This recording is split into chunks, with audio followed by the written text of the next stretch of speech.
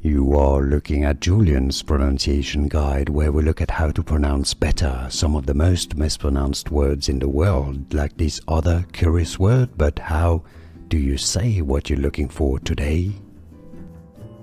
We are looking at how to pronounce this name. We'll be looking at how to say more confusing names as well that too many people mispronounce, including from Arabic or Muslim names. Tayyaba. Tayyaba is how it's said, meaning pleasant, beautiful name. Tayyaba. And now you know. More videos for you here to learn more. I'll see you there. Thanks for watching. Here are more videos on how to pronounce more confusing words and names too many mispronounced. Like this video if you found it useful. I appreciate your support. I'll see you soon and thanks for watching.